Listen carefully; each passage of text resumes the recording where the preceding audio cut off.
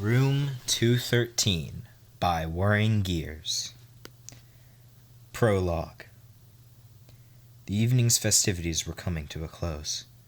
The patrons of the latest Cancelot garden party had all left. The other waiters had clocked out. The band had all put up their instruments and gone, except for one.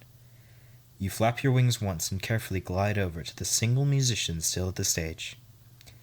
"Hello, Miss Octavia," you say. "Good evening," she replies. The grey mare with the coal-black mane continues putting her prized cello in her case.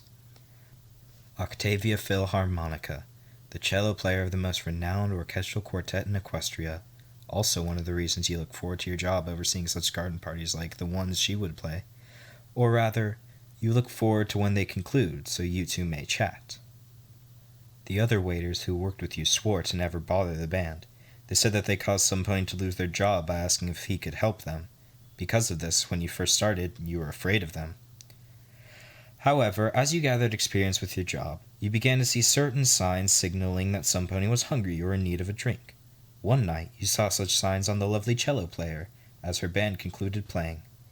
Licking lips, occasional swallowing, all pointing to a mare who needed refreshment.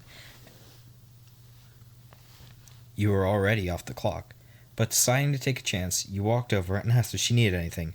She was surprisingly delighted by your offer.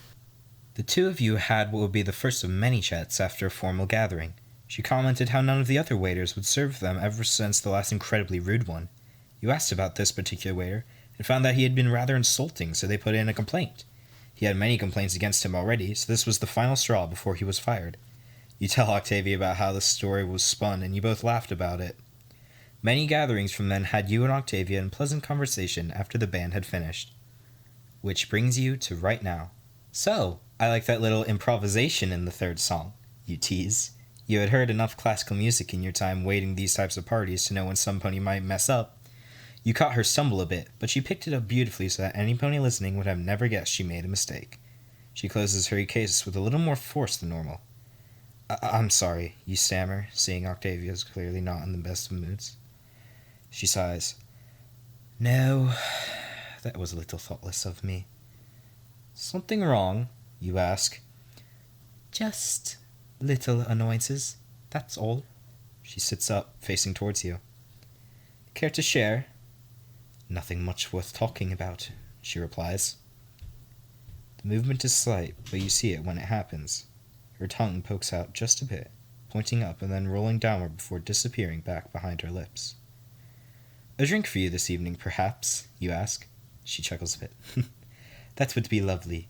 Is there anything left?" "I shall see," you say, taking off with a flap of your wings towards the refreshment table.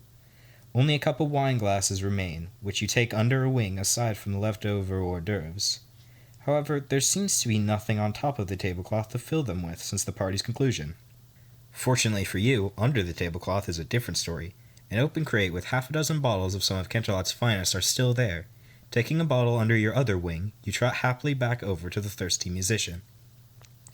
At this point, you contemplate the same thing you contemplate every party, quite a few times out of parties as well. "Would you like to have some dinner with me tomorrow, Miss Octavia?" you think to yourself, trying to psych yourself up.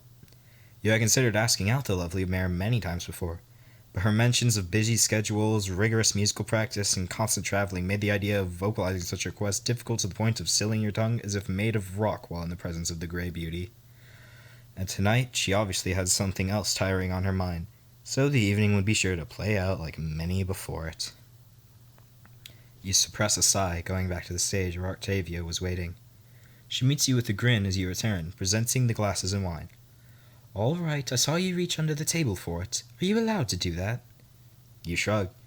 They considered this all to be gone before any pony showed up. They shouldn't mind. Pouring the two glasses half full, you give one to Octavia. "Maybe after this you'll feel like telling me what's on your mind." She shakes her head with a smile.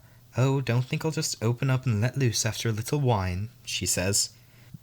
"You might feel better just getting it all out there," you say.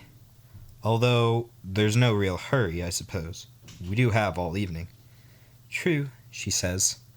You lift your glass and Octavia follows. Slowly, you bring them together for a tiny cling. "Cheers," you both say. You slowly open your eyes, but the invading sunlight makes you clench them shut again. Head spinning, body aching, mostly above the neck. Yup, you are currently hungover. You feel yourself in a bed, but it's much softer than the one you were used to. You also felt something warm and soft. Something warm and soft against your right side. Taking a breath to prepare yourself, you open your eyes again, fighting the light to keep them open and get them into focus.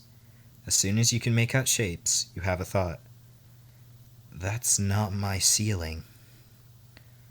You hear a light groan and a murmur from whatever is next to you. Knowing that you're going to regret it, you begin to look over. No amount of light would keep your eyes from being open in shock from what you saw. A gray mare with a coal-black mane snuggled up against you. Her breathing was slow and steady, signaling that she was still far off in slumber. You swallow around the dry lump in your throat, heart beating faster as the reality of the situation sets in. You just woke up hungover in a strange bed next to Octavia Philharmonica. End of prologue.